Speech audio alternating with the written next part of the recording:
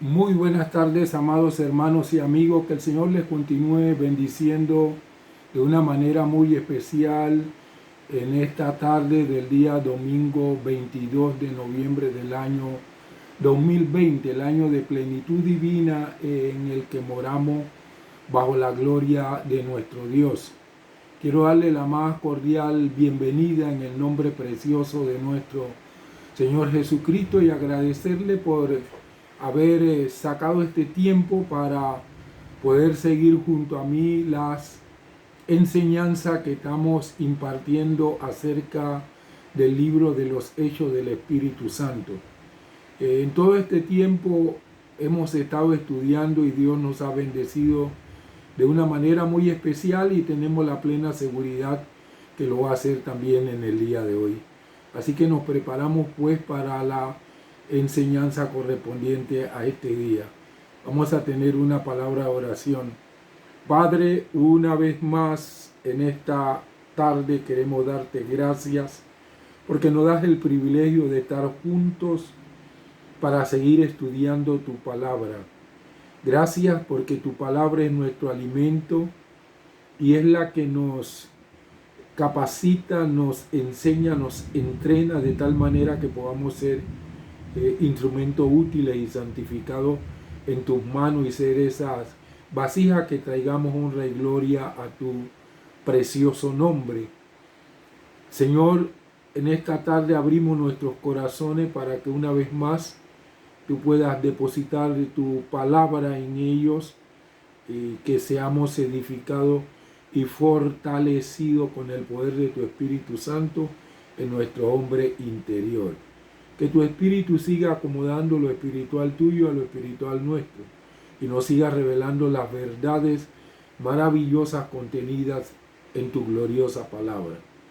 Por todo cuanto tú vas a hacer en el día de hoy, muchísimas gracias. De antemano te damos la honra y la gloria en el nombre precioso de nuestro Señor Jesucristo. Amén y amén. Bien, amados hermanos y hermanas, amigos y amigas, en esta tarde les presento la disertación El triunfo de los apóstoles. La semana antepasada hablé acerca del tema la prueba de los apóstoles. La semana pasada hablé del testimonio de los apóstoles. Hoy, para terminar el capítulo número 5 del libro de los Hechos del Espíritu Santo, les hablaré de este tema, el triunfo de los apóstoles. Este tema lo desarrollaré en dos aspectos esenciales. El primero, escape de la muerte. El segundo, gozo y victoria. Vamos a ver este primer punto, escape de la muerte. Hechos 5, del 33 al 40. Dice así la palabra del Señor. Los que escuchaban se enfurecían y deseaban matarles. Entonces se levantó en el Sanedrín cierto fariseo llamado Gamaliel, maestro de la ley, honrado por todo el pueblo, y mandó que sacaran a los hombres por un momento. Entonces les dijo: hombres de Israel, cuídense ustedes de lo que van a hacer a estos hombres, porque antes de estos días se levantó Teuda, diciendo que él era alguien. A este se unieron como 400 hombres, pero él fue muerto, y todos los que le seguían fueron dispersados y reducidos a la nada. Después de este se levantó Judas el Galileo en los días del censo y arrastró gente tras sí. Aquel también pereció y todos los que seguían fueron dispersados. En el presente caso les digo, apártense de estos hombres y déjenles ir, porque si este consejo o esta obra es de los hombres, será destruida. Pero si es de Dios, no podrán destruirles, no sea que se encuentren luchando contra Dios. Fueron persuadidos por Gamaliel y llamaron a los apóstoles, y después de azotarle les prohibieron hablar en el nombre de Jesús y lo dejaron libres.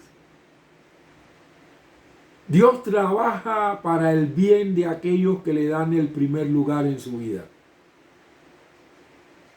Los fariseos junto con los saduceos componían la mayoría del concilio judío.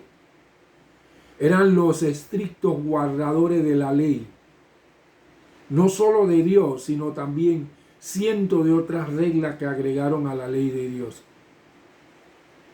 Se cuidaban de la pureza externa, pero muchos tenían sus corazones llenos de motivos impuros.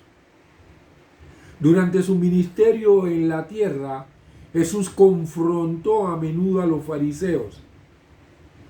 Como dije en mi disertación anterior, los apóstoles, en vez de señalar con el dedo del juicio, ofrecían la mano de misericordia, no solamente al Sanedrín, sino a todo Israel.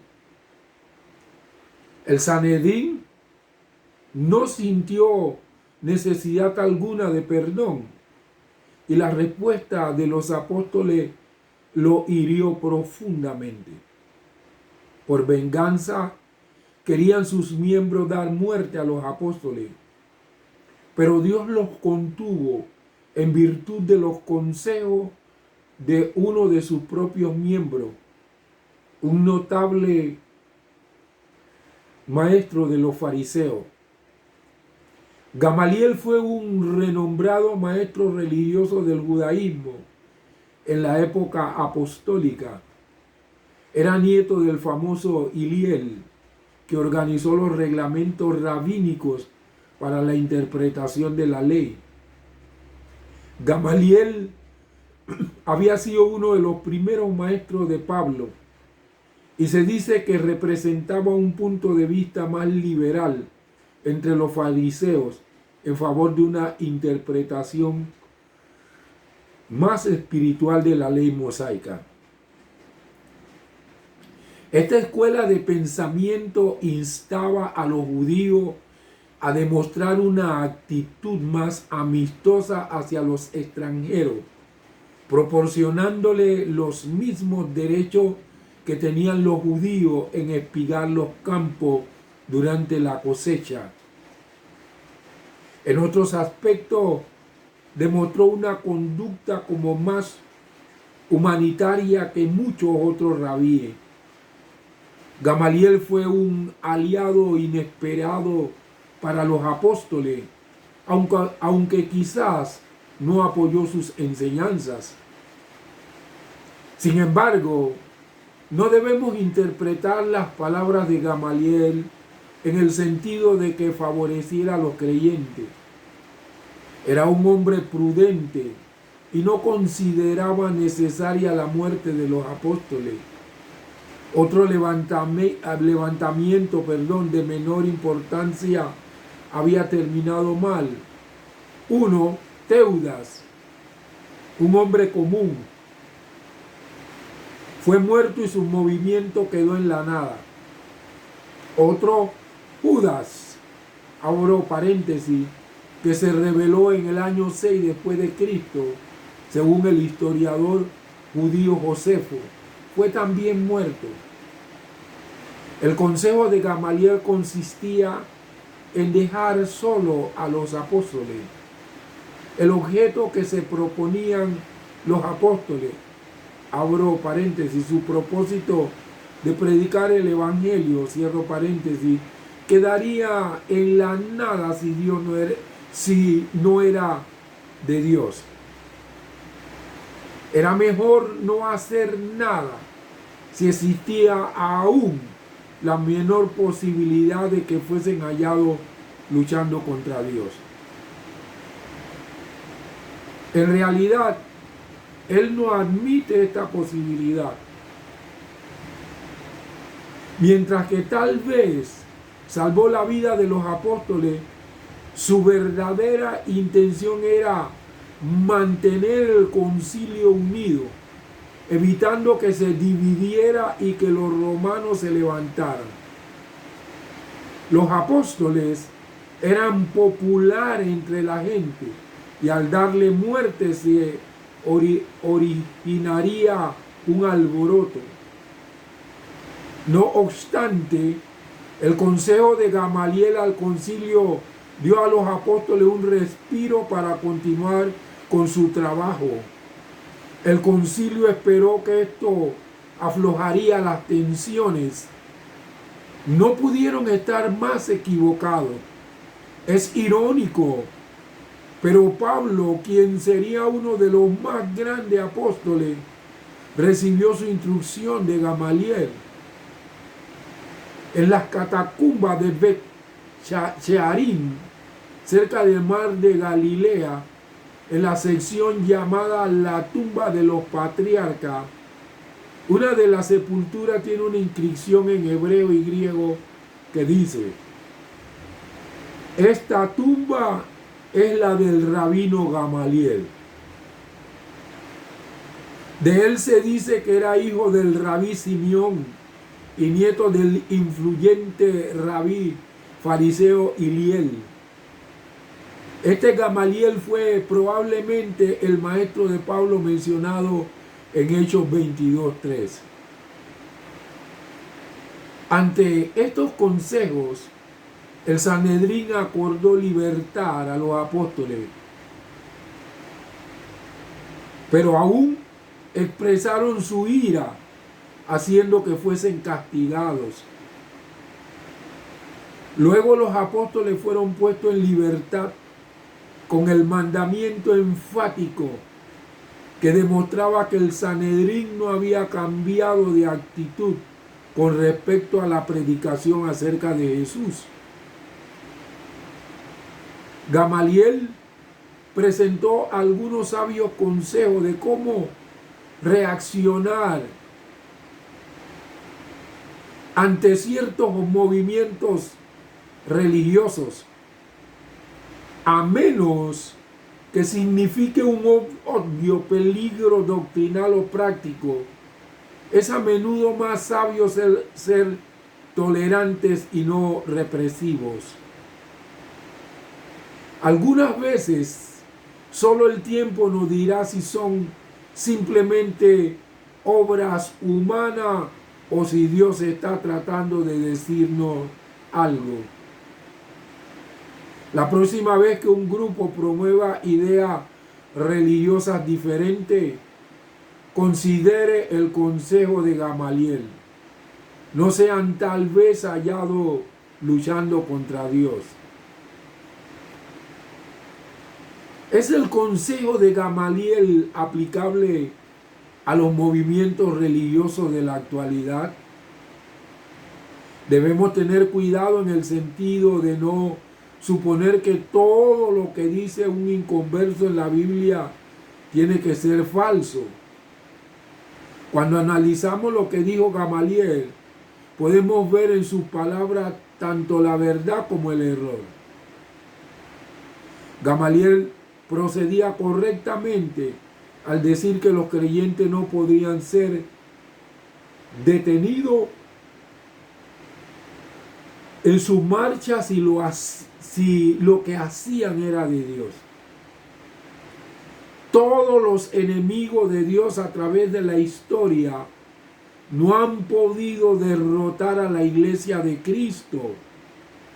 Lo que es de Dios triunfará a pesar de lo que haga el hombre. Pero ¿es cierto que aquello que no es de Dios fracasará? La respuesta es un sí condicional. La afirmación de Gamaliel es correcta en casi toda su totalidad. Existe, sin embargo, un serio defecto en su punto de vista. Finalmente, todo lo que no es de Dios fracasará, y ello es indudable. Pero algunas cosas que no son de Dios parecen durar muchísimo tiempo. Algunas religiones paganas han durado más tiempo que el cristianismo. Muchos falsos puntos de vista dentro de las principales religiones del mundo han afectado al cristianismo durante muchos siglos. Aún dentro del sistema al que la gente denomina cristianismo, Existen muchos puntos de vista que no son de Dios. El Señor Jesús dijo: si vosotros permaneciereis en mi palabra, seréis verdaderamente mis discípulos y conoceréis la verdad, y la verdad os hará libre. Juan 8, 31 y 32. Vamos a ir al segundo punto: gozo y victoria. Está basado en Hechos, capítulo 5, versículos 41 y 42. Por lo tanto, ellos partieron de la presencia del Sanedrín, regocijándose porque habían sido considerados dignos de padecer afrenta por causa del nombre. Y todos los días, en el templo y de casa en casa, no cesaban de enseñar y anunciar la buena noticia de que Jesús es el Cristo. Amados hermanos y hermanas, los discípulos bañados en sangre, porque no crea que le dieron besito o que le dieron palmaditas. Ellos, a pesar de que salieron de allí bañados en sangre, se regocijaron al experimentar la bendición de Jesús prometida a aquellos que sufrían por su causa, como lo dijo el Señor Jesucristo en Mateo 5, versos del 10 al 12, cuando dice, cuando los persigan y los vituperen por causa de mi nombre, gozaos, porque vuestro galardón será grande en el reino de los cielos. El oprobio mismo que el Sanedrín trató de cargar sobre ellos los impulsó a sentirse honrados, pero no hicieron ostentación de nada. Siguieron predicando el evangelio en el templo y en toda casa en donde se les abrían las puertas. Cuando los apóstoles abandonaron la sala en donde realizaban las deliberaciones el Sanedrín, lo hicieron regocijándose de que eran contados dignos de sufrir la vergüenza por amor al nombre de Cristo. Este tipo de experiencia es el resultado de haber vivido en la presencia de Dios. Como dice el Salmo 16:11, en su presencia hay plenitud de gozo. Eso es una realidad. Cuando nosotros estamos llenos de la presencia de Dios, hay un gozo inefable en nuestras vidas. Un gozo que nos ayuda a soportar las pruebas, las luchas, las tribulaciones. Las Sagradas Escrituras nos enseñan que el gozo es parte del fruto del Espíritu Santo, como dice Gálatas 5:22. Pero también la palabra de Dios nos dice que el Evangelio es buena nueva de gozo. En Lucas 2, versículos 10 y 11, cuando nació nuestro Señor Jesucristo, los ángeles dijeron: le traemos buenas nuevas de gran gozo. Así que el Evangelio es buena nueva de gozo. Y cuando la gente recibe el Evangelio, lo recibe con gozo, como dice Primera de Tesalonicenses 1:6. En su carta a los Corintios, el apóstol Pablo indica que el gozo debe ser constante en la vida del creyente. Nosotros debemos, a través del gozo que da el Espíritu Santo, proyectar nuestra vida maravillosa en el Señor Jesucristo. Muy poca gente, amados hermanos, se goza como se puede gozar un creyente. Porque el creyente siente felicidad profunda porque sus pecados han sido perdonados. Como dice el salmista, felices los hombres que son perdonados y cuyos pecados ya borrados son, siendo renacidos del Espíritu Santo con la esperanza viva en Cristo Jesús. Entonces el gozo debe ser constante en nuestras vidas. Regocijaos siempre, os digo regocijaos, dice el apóstol Pablo. Una de las paradojas aparentes de las Sagradas Escrituras consiste en que no podemos estar tristes y regocijarnos a la vez, como dice 2 Corintios capítulo 6, versículo 10. Santiago le pide a los creyentes que se regocijen cuando caen en diversas pruebas. Y Santiago 1:12, oiga, esto es tremendo, hermano. Imagínense, el apóstol Santiago nos pide a nosotros que nos regocijemos cuando caemos en diversas pruebas. Uno tiende a sentirse triste, desanimado, cuando uno está viviendo pruebas, y sobre todo cuando viene una prueba detrás de la otra. Pero a pesar de eso, el apóstol nos indica, nos pide que nosotros nos regocijemos en medio de todas esas circunstancias. El apóstol Pedro nos dice, en lo cual vosotros os alegráis, aunque ahora por un poco de tiempo, si es necesario, tengáis que ser afligidos en diversas pruebas. Sí, la palabra de Dios siempre nos habla a nosotros de prueba, lucha, tribulación. El Señor Jesucristo dijo, en el mundo tendréis aflicción, pero confiad, yo he vencido al mundo. Si confiamos en el Señor Jesucristo, en medio de todas esas pruebas, luchas y tribulaciones, nosotros podemos seguirnos gozando de la salvación y de la bendición de ser hijos e hijas de Dios, adoradores y servidores del Dios Altísimo. A Pedro y a Juan se les advirtió muchas veces para que no predicaran, pero continuaron a pesar de las amenazas.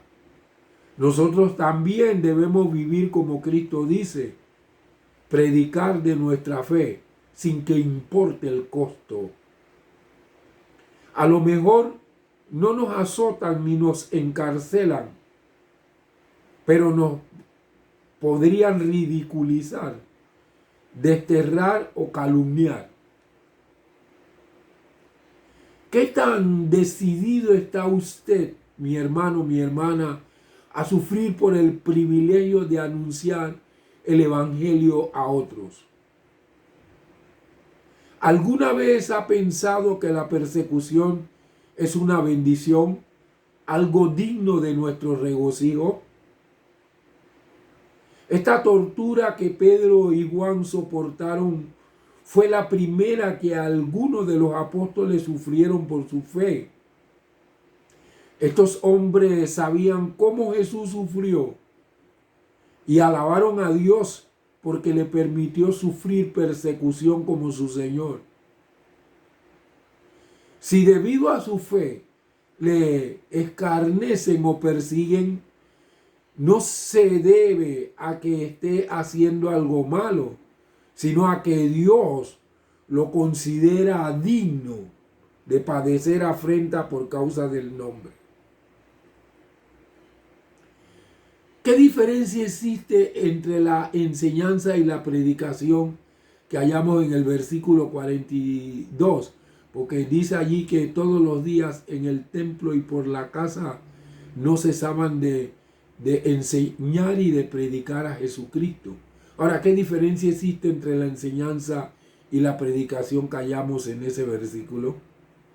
Uno de los problemas en la interpretación de las Sagradas Escrituras consiste en el hecho de que nos inclinamos a interpretar las palabras de la Biblia dentro del sistema ideológico de nuestra cultura, en vez de interpretarla según la iglesia primitiva. Cuando nos encontramos con la palabra predicar, nos inclinamos a ver en ella algo comparable a la predicación que oímos en nuestras iglesias en la actualidad. Sin embargo, es importante que entendamos que la predicación del Nuevo Testamento era muy distinta de la predicación en la actualidad. Hay varios vocablos griegos en el libro de los Hechos que se traducen predicar. Una de esas palabras significa proclamar o anunciar.